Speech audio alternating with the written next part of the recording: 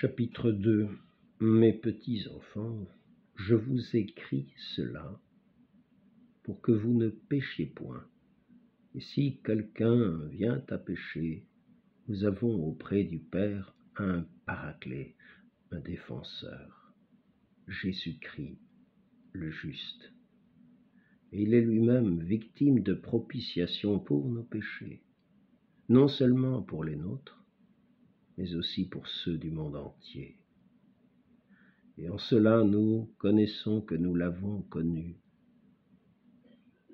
si nous gardons ses commandements. Celui qui dit « je l'ai connu » tout en ne gardant pas ses commandements est un menteur.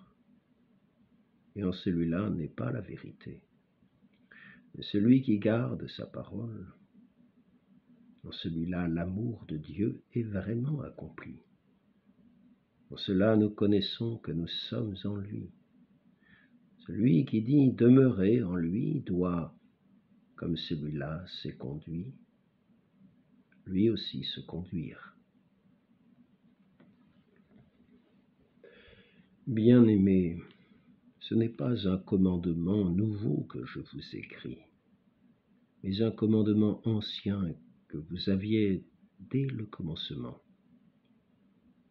Le commandement ancien, c'est la parole que vous avez entendue. D'autre part, c'est un commandement nouveau que je vous écris.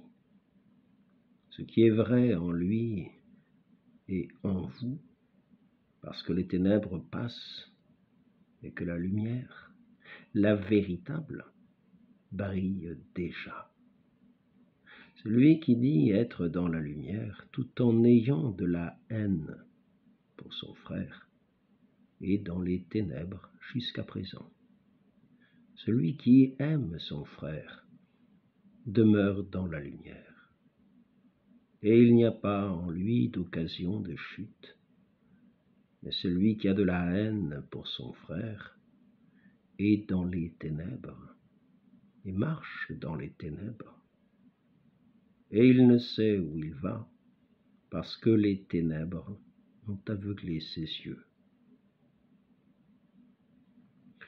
Je vous écris, petits enfants, parce que les péchés vous sont remis à cause de son nom. Je vous écris, Père, parce que vous avez connu celui qui est dès le commencement. Je vous écris, jeunes gens, parce que vous avez vaincu le mauvais. Je vous ai écrit, mes petits, parce que vous avez connu le Père. Je vous ai écrit, Père, parce que vous avez connu celui qui est dès le commencement. Je vous ai écrit, jeunes gens, parce que vous êtes forts et que la parole de Dieu demeure en vous, que vous avez vaincu le mauvais. N'aimez pas le monde, ni ce qui est dans le monde.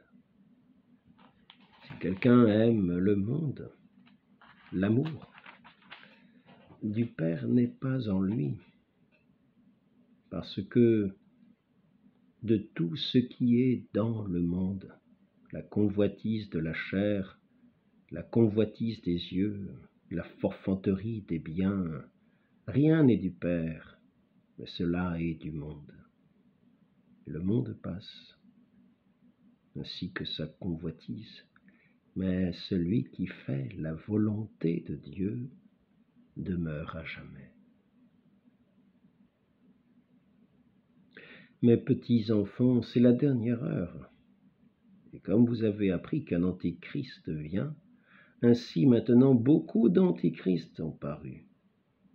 D'où nous connaissons que c'est la dernière heure.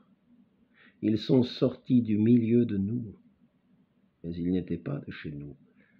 Car s'ils avaient été de chez nous, ils seraient demeurés avec nous. Mais c'était pour qu'il devînt manifeste que tous ne sont pas de chez nous.